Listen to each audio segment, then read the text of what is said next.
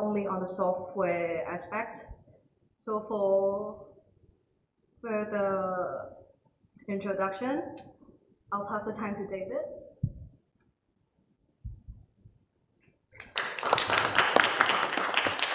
So I've already been introduced, so quickly, Lanzendörfer Technology is listed here. That's the company where I'm the CEO and founder of. We're originally a Shenzhen startup, but we now are located in Hong Kong and use equipment here, for instance, the unused RCL maybe very soon, and the HKUST lab.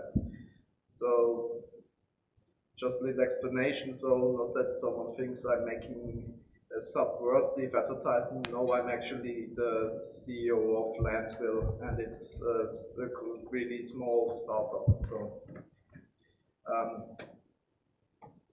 So what do we do in Libre Silicon?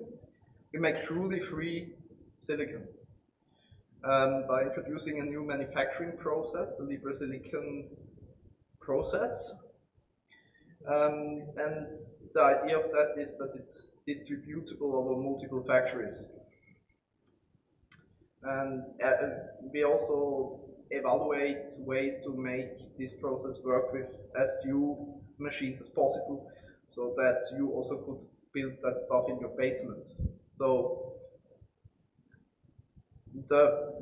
we introduce a new license, the Libre Silicon public license, because the GPL and the BSD license do not apply to anything below beyond the RTL gate level implementation, and really everything beyond that, like the layout and the IP costs, are not covered by the free licenses. So manufacturers don't have to care at all under which license your IP costs are, because they don't apply to IP costs in license. And that we're gonna change with the LSPL, which uses special legal quirks, usually used to protect company intellectual property rights, and we give these rights to a foundation, and that's some kind of a legal hack to extend the GPL to silicon. And all the IP cores we develop are on GitHub, so there is no NDAs. If you want to make your chip, you just make a Git clone. They go further into details, and the last thing is no NSA snooping hardware backdoors like this God mode risk in Intel CPUs, because everything can be publicly, by the many principle, be reviewed.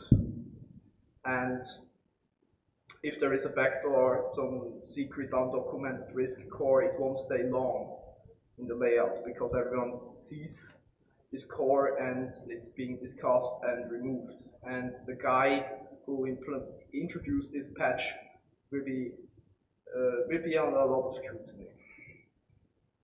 So why are we doing this? MPWs, that's multi-project wafers, cost around $20,000 US, and you wait up to a year until you get your prototype. So that they also can, without any previous notice, just throw you out of the MPW multi-project wafer shuttle run without any warning. And you never see the full layout, because you don't even get the GDS2 files. That's the files which contain the transistors, the actual guts of your logic. You never see that. Not even after signing free NDAs. You never actually see your full-blown chip in your computer.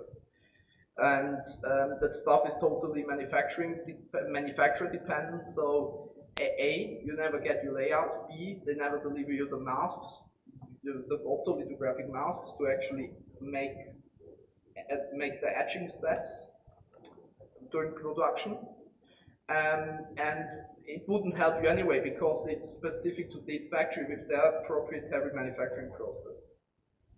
And however, because you have to use manufacturer-specific IP cores, your Verilog code will be manufacturer-specific too, and so it will be covered under the NDAs of the manufacturer, and that means you can't even publish your own designs. Your Verilog code will be retroactively also protected by the NDA of the manufacturer. So you can be sued if you push your own Verilog code to GitHub. That's unacceptable, this situation. So imagine you like to manufacture your own chip. You go into a foundry. Sign at least 3 NDAs.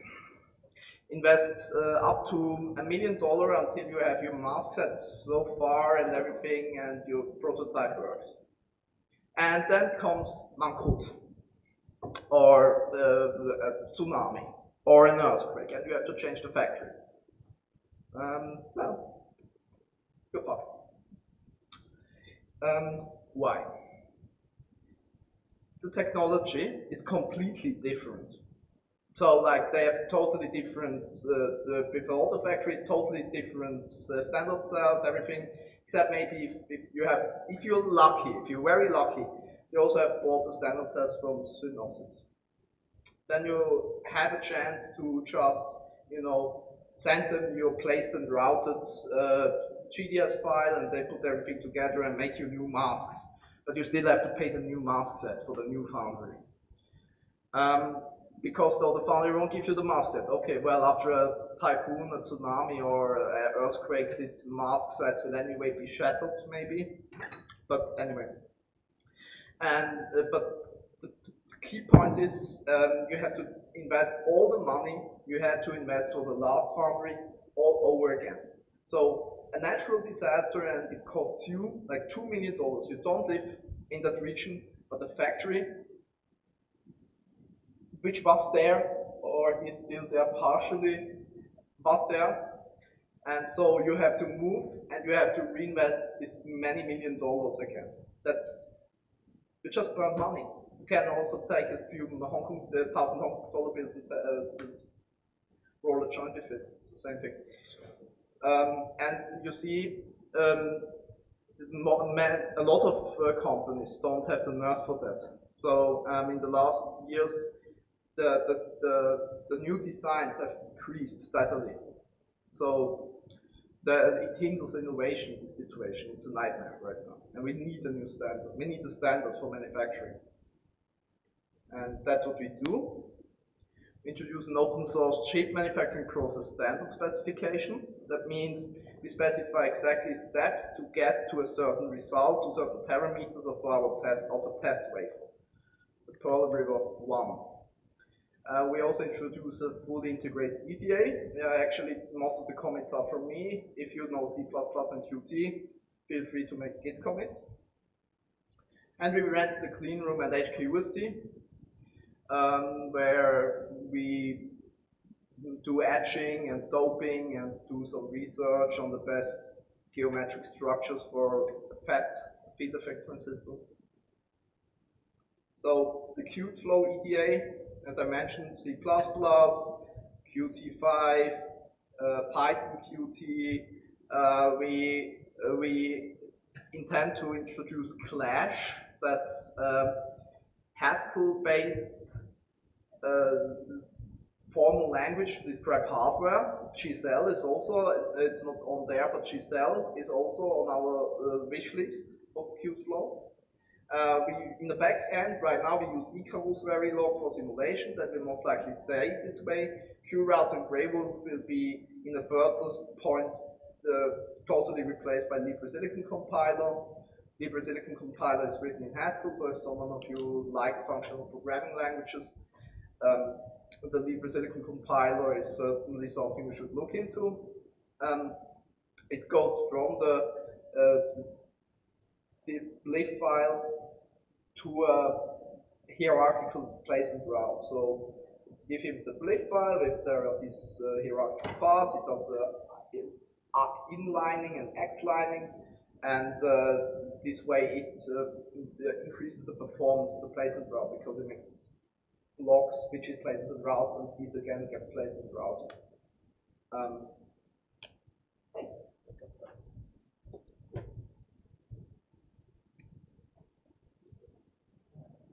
I draw quickly how this very simplistic core looks like after the LSC treated it, and then I explain.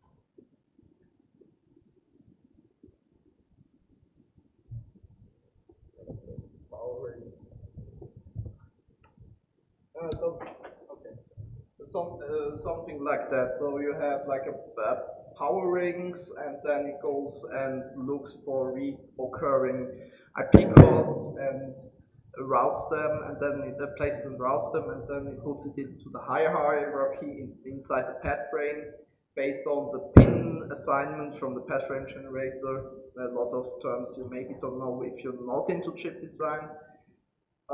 So we have a path frame generator that's kind of, you say, I want so many, I want a frame around the chip. That's where you put the wires at. You basically press a gold ball with a gold wire onto these pads that around. That's what this ball and this wire means up there. And that's a pad cell.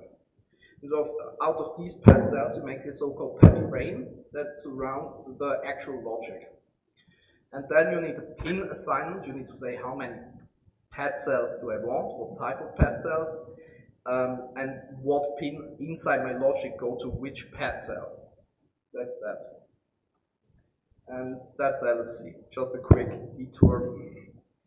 And that increases the routing, placing and routing extremely compared to Grey Wolf and Q router, because Q router and Grey Wolf did just flatten everything out, and then you had a billion logic cells which you had to place and route individually. And with LSC, we actually don't do work twice. We look for reoccurring net list structures, X-line them, place and route them, make an IP core, IP block out of it, and place and route them. So we basically reduce the CPU time to place and route extremely. But LSC is still in progress, and the guy doing this also works for a crypto company on the side, so we will see. So if you wish, if you feel happy, if you like functional programming languages, just look at Libre Silicon compiler. Here's the footnote. It's false hardware, Andreas Westerweg. Feel free, he's happy about Git pull requests. Yeah. So yeah, again, little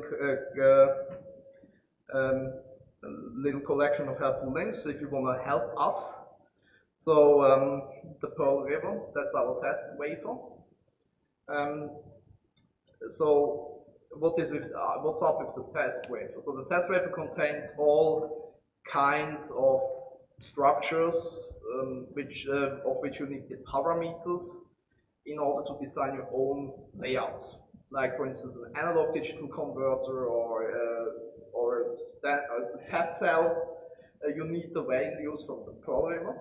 So we measure that out at HKUST. Then we go over to RCL, set the process up, kind of thumb over middle finger times P.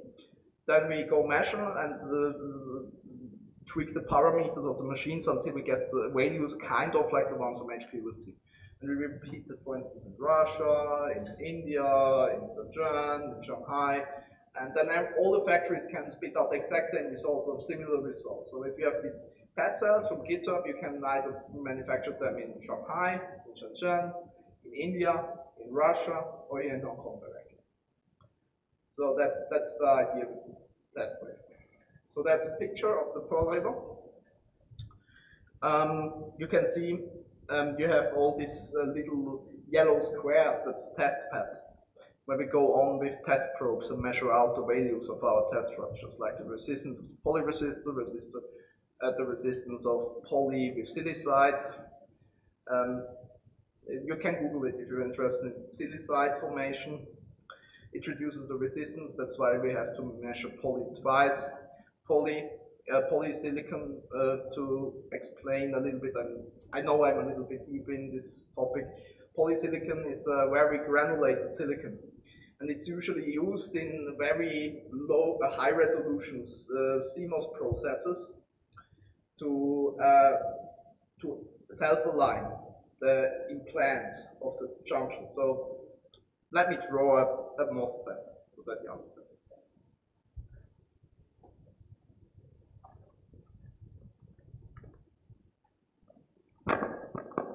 Thanks. How do I?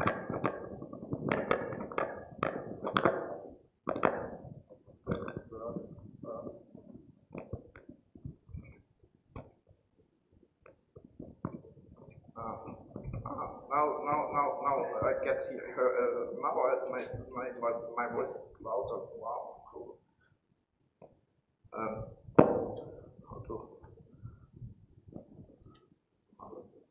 Okay. Do you still hear me?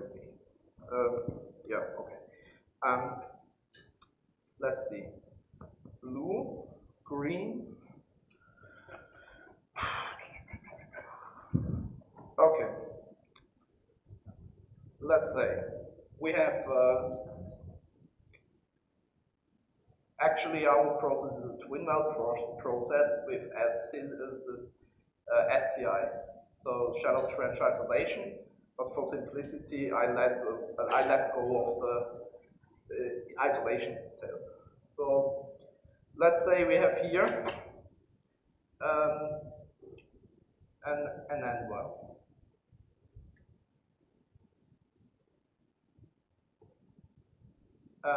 Can someone not see that clearly?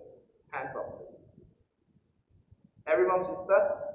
Who sees that clearly? Let's do it in the Excel. Okay, something is broken in the CPU. Who sees that clearly? Hands up. Okay, very good. If it goes to there is a trouble. So now green. That's the bulk. And now we have here a polysilicon.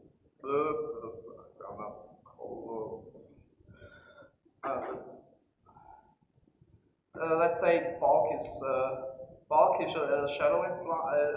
It's more end than the end well. That's a bulk. Very simplified. Then we put on here, we put the polysilicon gate with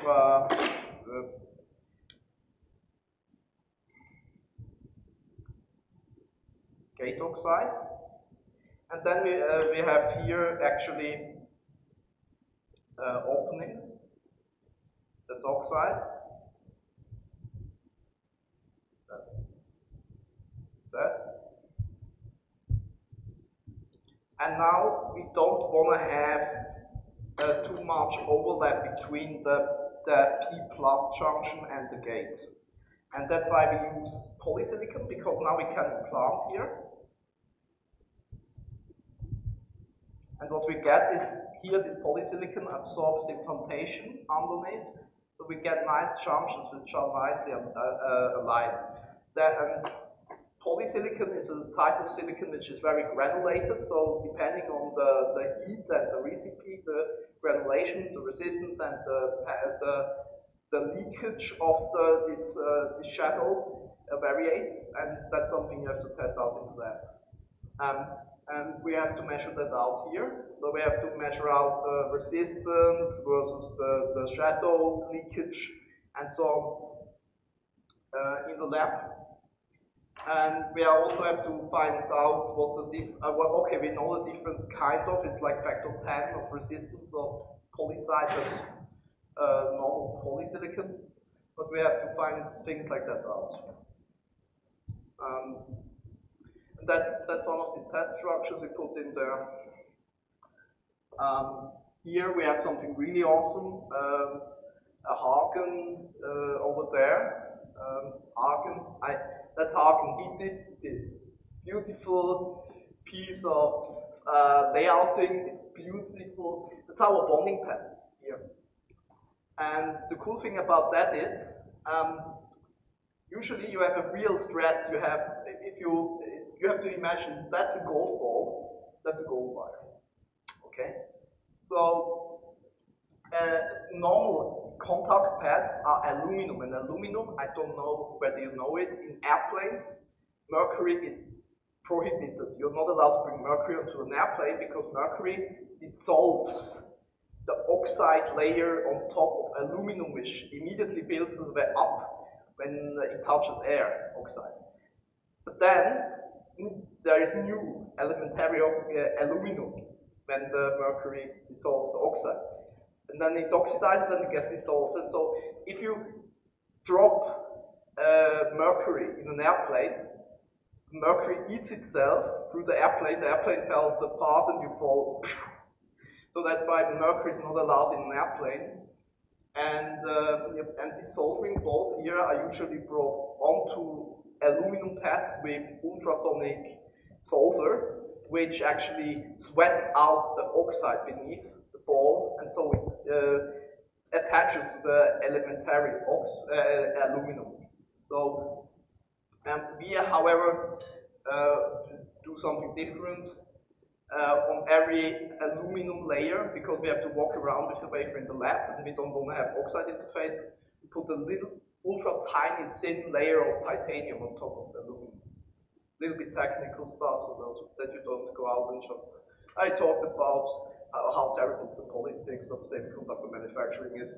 That's technical details. What we do, we add a little bit titanium onto the aluminum, so that the wires don't oxidize while we walk around with it in the lab. It's always protected. Instead of the oxide, in the same vacuum, we sputter 600 nanometers of aluminum, we sputter like 10, 20 nanometers of titanium, then we etch everything with hydrogen peroxide, no problem with oxidation. Awesome. So, next thing, that thing is pad frame here. So top layer is aluminum covered with a little bit titanium, and then where's my cursor? Here's my mouse. However,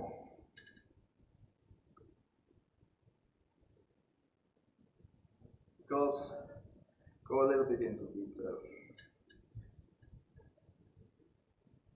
So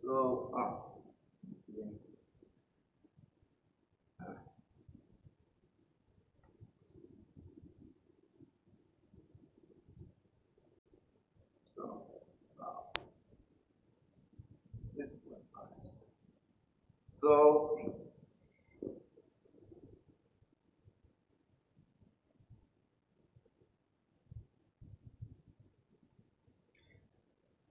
So what we have here is so we have these metal layers, right?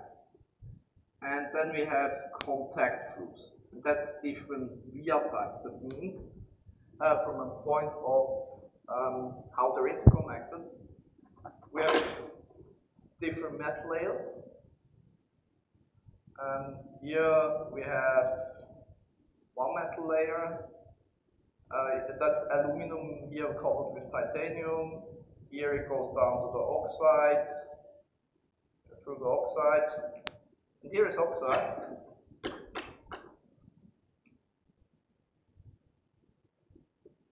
That's really nice what we did here. And then another one. I don't know how many of you actually study electrical engineering. I think maybe you must think, oh no, not another electrical engineering lecture. I can't help. Sorry. Then we have here again oxide. So, and that expands into this direction. So it absorbs the stress while bonding. So actually, we estimate, but that's something we have to test in the lab, whether we can put transistors directly under the bonding pads without damaging them, and putting solder balls with ultrasonic soldering on top. If that works, we can actually have squares, because usually they're like the Moses pad frames look kind of like this. You have here the soldering pad, the bonding pad, and then here a wire, and then here a lot of stuff, which is secret for some releases, synopsis releases, and then here the pin which goes to your logic inside. And that makes, if we can make squares, we can shrink the dies. We can put more chips onto one wafer. That means, by the way, you can pay with Bitcoin for a prototype. So, like,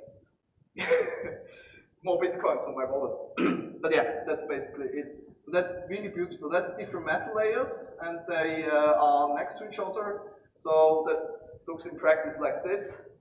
That the stress usually goes down, it isn't directly forwarded by this via.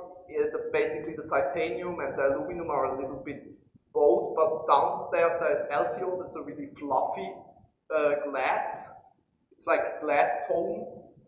LTO is like 5 times low temperature oxide, it's 5 times less dense than thermal oxide.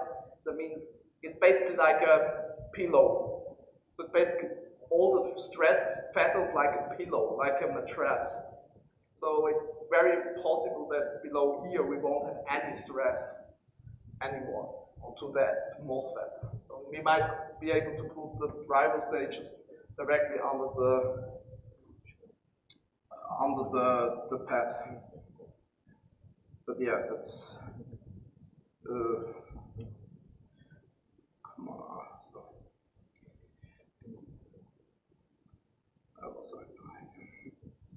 So that's a little bit explanation. And that's of course because I'm a Discordian, so of course Callisti has to go the golden apple. Only upload divine code Discord. Yep, I put it in there. That's the picture to show that we even can etch pictures. So you can convert a PNG that's actually originally been a PNG into magic, into GDS, and etch it onto your chip. So if you have some cool messages or company logo, you can actually etch it onto your layout. So yeah. So and that's the Qflow EDA. So that's from the other side. I still have some bugs. You see the terrible big pad frames, the pad frame cells up there, with this contact here. And I have a bug in the magic rendering. So the left and right cells are the wrong way around turned. I think I fixed that since I made the screenshot. Anyway, so that's these. And they make your chips very big. And big chips means less chips per wafer. Less chips per wafer means making a chip is more expensive. So square pad cells, driver cells are much better, more cost efficient. So yeah, if you know about semiconductor manufacturing, please help. So everything is on GitHub. You can look up this, and the slides are on GitHub. They're in LaTeX. So there is a PDF and slides and everything. Help. If you know about chip manufacturing, anything, electrical engineering, if you can't see any circuit boards after you come home after your lecture, please help us, right? We really need people who like engineering. And when you fit with licensing, help us with the LSPL. If you know some legal stuff about free licenses, please help us. And you can also help in other places like with the EDA and so on. Our to-do, we want to shrink the Pearl river even further to get better measurement value set, to provide to the manufacturers to introduce our process. We need to really review the masks before we physically produce them. Is someone of you HKUST student? No one. Oh, okay. Or maybe everyone has fallen asleep because it was too technical. It was a bit possible.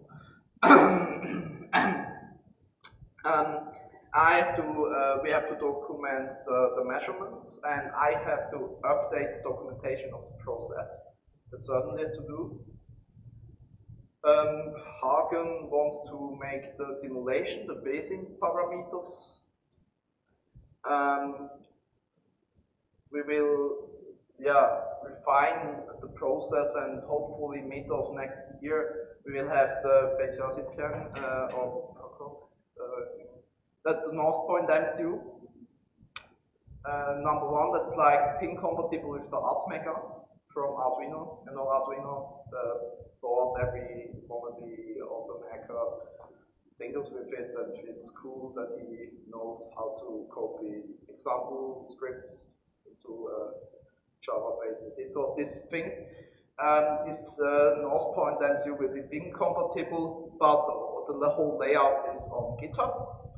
So that's planned for the mid of next year, and we already have some potentially big players interested. I suck as a CEO, I can't keep secrets, but now it's a talk, so I just say there are some people who are interested into what comes out of the North Point.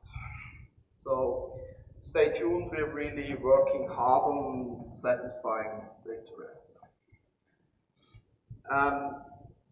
Yeah, license, that's also something, that's also a to-do. We have to finalize the license.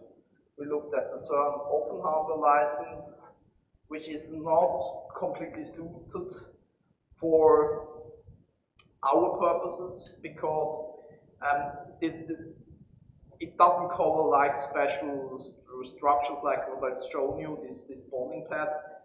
So we introduced the special license. We still work on the special license together with my friend, his lawyer. And hopefully we get it done before we have final standard cell library.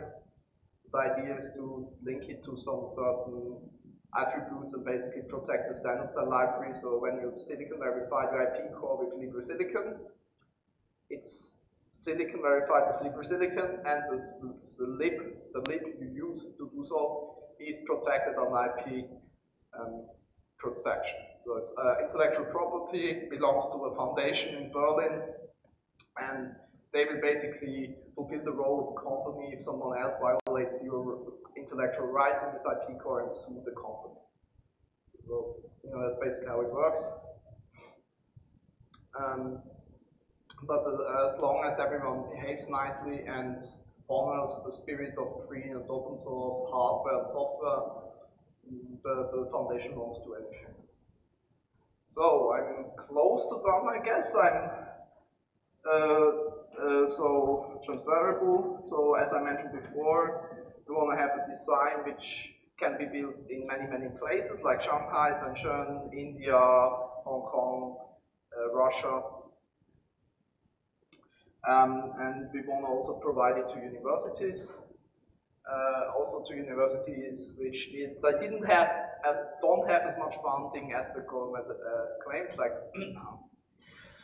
and they only have a half setup lab, but at least have a furnace already, so they can make their implementations with this furnace. So they also can start using Libre Silicon to make chips even if the setup is half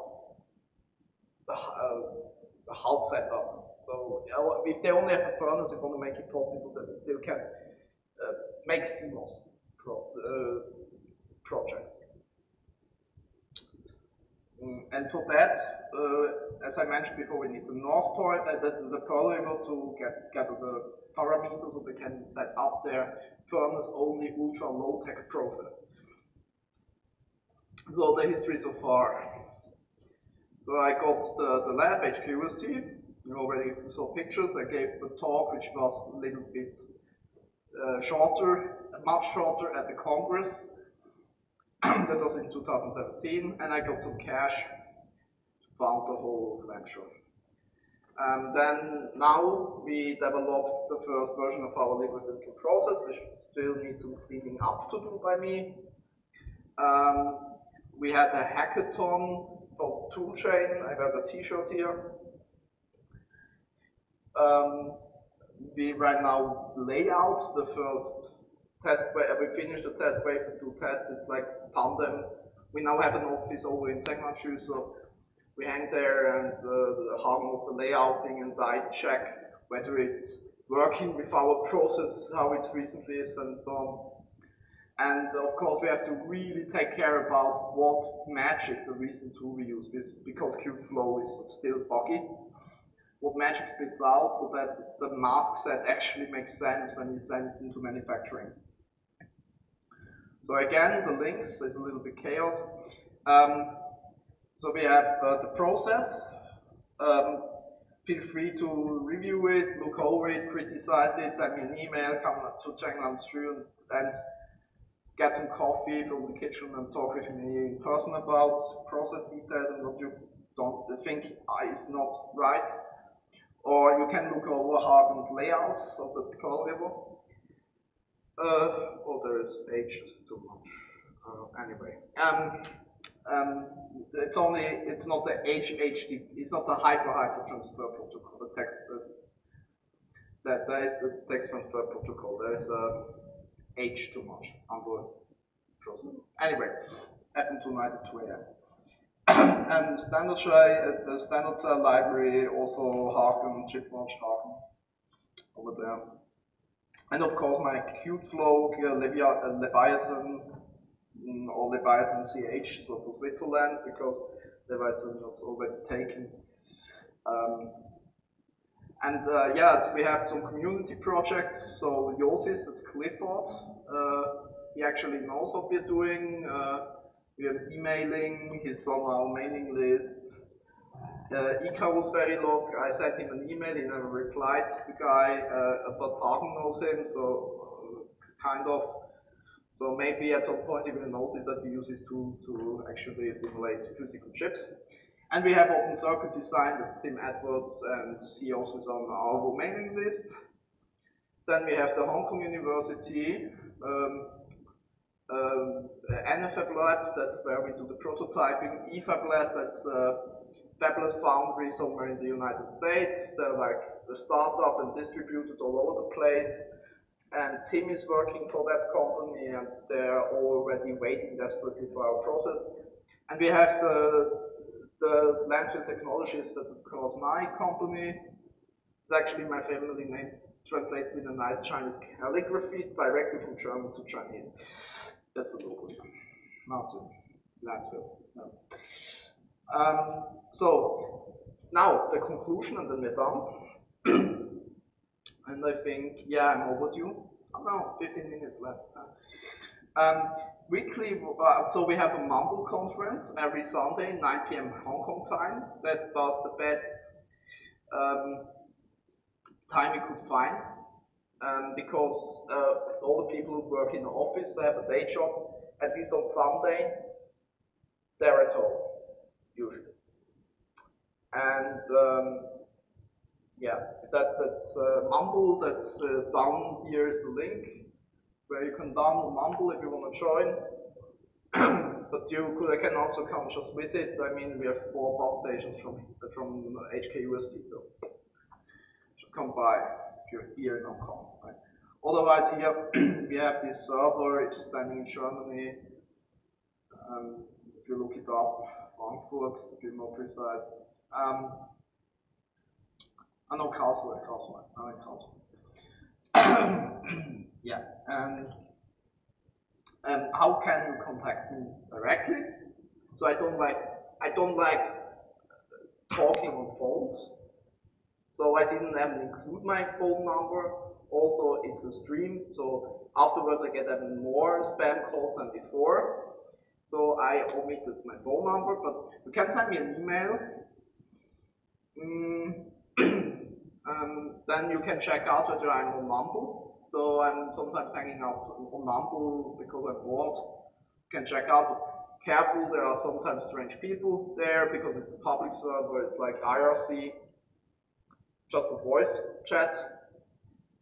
Or you can directly come to IRC. I'm usually, like always, my IRC client starts always when I start my office computer. I'm hanging around on Freenode as Leviathan CH because, again, Leviathan was already taken. I also have a blog, the Leviathan.ch. So. And yeah, thanks very much. Are there any questions, or is everyone already followed us?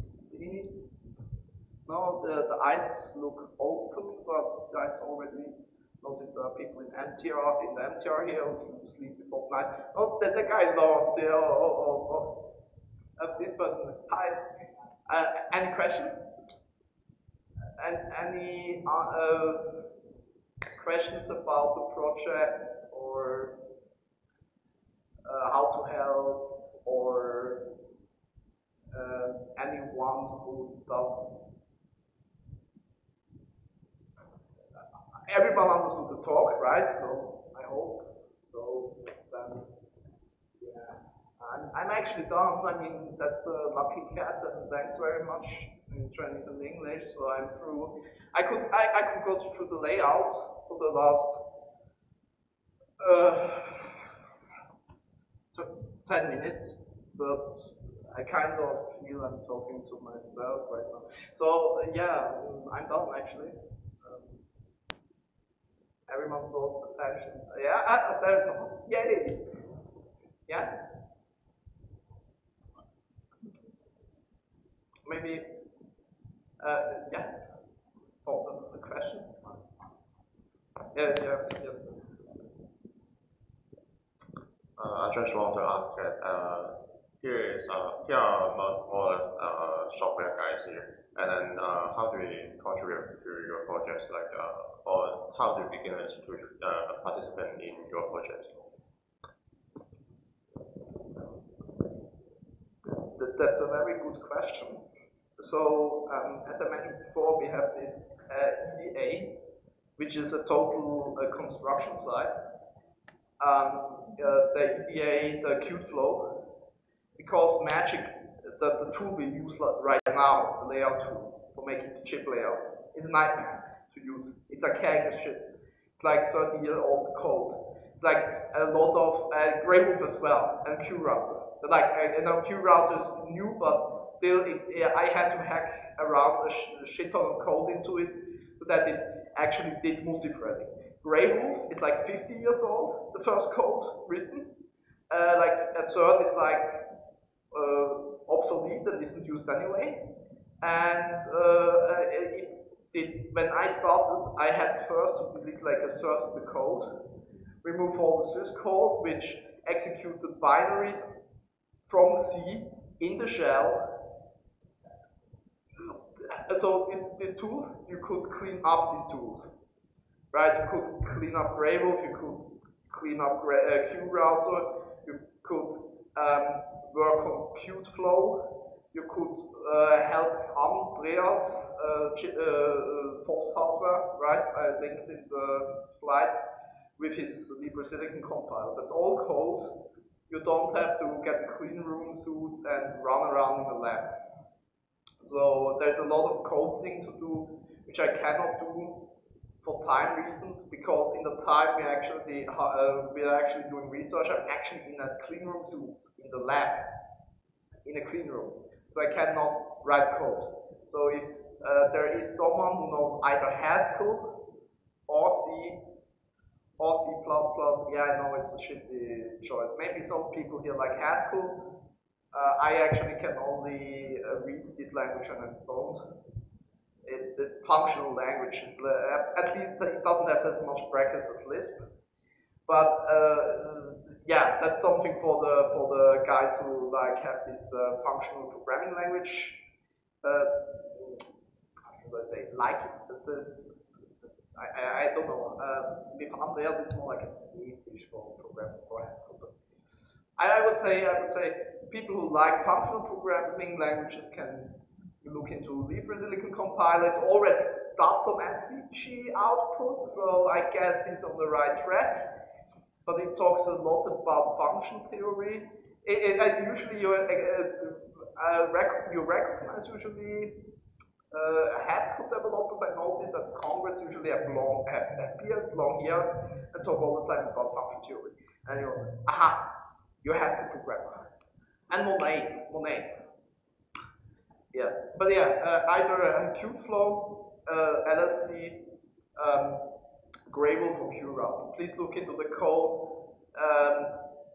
Look for Grey Wolf, very important for Grey Wolf. Look into my repo. Otherwise, you have to swallow a little bit thrown up again after looking at the code. I went already through that for you. And yeah, did that answer the question?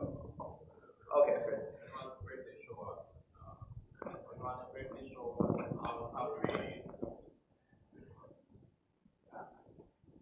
mind to briefly show us how do we do that? Yeah, sure. Any video or reference that's fine. Video not so much, because all my videos, if you look on YouTube, there is an AC in the background. My laughing sounds totally retarded, so I stopped making videos. But there's of course the GitHub repositories, and I can show you these. Actually, no, what am I doing? I listed them twice. Wait. So,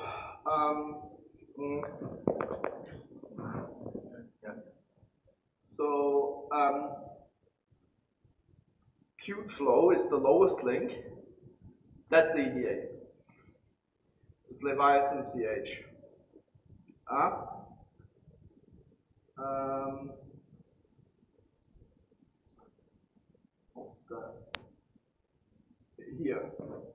Here, that's all the software stuff. Yeah, Grey Wolf is here. QRoute is here. Yosis is pretty much okay. There's nothing to criticize about Yosis. That's Yosis is awesome. I love it. It can see like modern programming language, modern dialect, super awesome, nice. Clifford, good job. Clifford, good job. Qt, that's my tool, C++, because of Qt5, QRouter, that's in my repositories. I hacked QRouter to do multithreading, but it's still segfault sometimes, kind of, and it's a pain in the ass to do multithreaded debugging with GDB. The GNU debugger, well, you can select threads and backtrace. I don't have the time, and I don't have the nothing to. And Grey Wolf also, I cleaned it up a little bit, but look at my code. The original code is terrible. And I mean really, really terrible. So if you like pain when reading code, like really, when you are a code reading masochist, then you can look at the original code. But I went already through that. I've shouted in 3 languages at the whim. I did that for you. That's a clean-up version. QRouter, Grey Wolf, QRouter multi-threading issues, Grey Wolf, terrible code. I fixed most of it, look at these repos. I'm looking forward to pull requests. I'm happy about every help we can get. Right now, it's just a few guys in a mumble, 2 guys in a clean room suit. We could use a little bit more speed up in our project, and more developers. Especially, I don't give you a bundle now, like developers, but you get the point, we need more developers, and yeah, that's basically all the stuff which isn't scary hardware. These links, they're all software.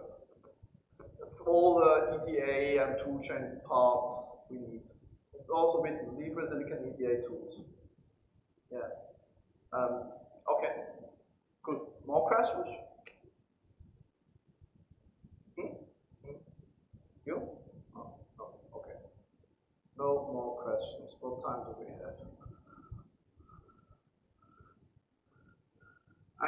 I did practice this talk exactly 0 seconds. I think you notice it. If I read Hagen's face expressions correctly, he notices it too. And I have still 3 minutes to be the overly self-critical.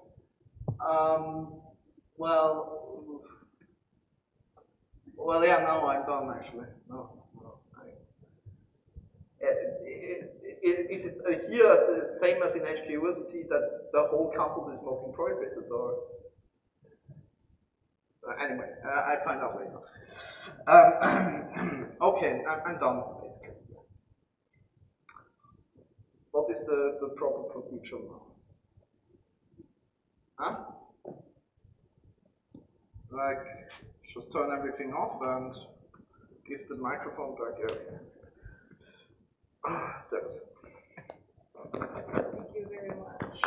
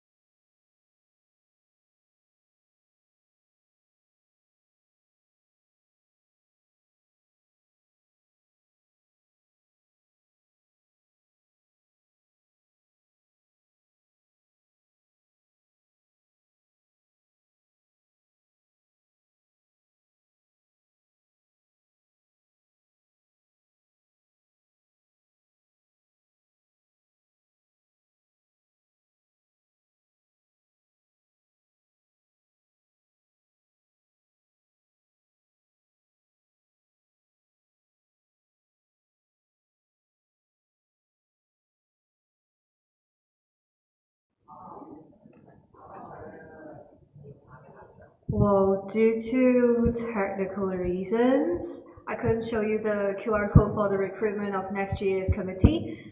And this is the end of today's conference. I wish you all had a great time.